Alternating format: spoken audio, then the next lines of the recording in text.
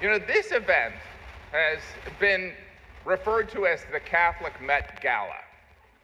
22% of Americans identify as Catholic. Catholics will be a key demographic in every battleground state. I'm sorry, why is Vice President Harris not here?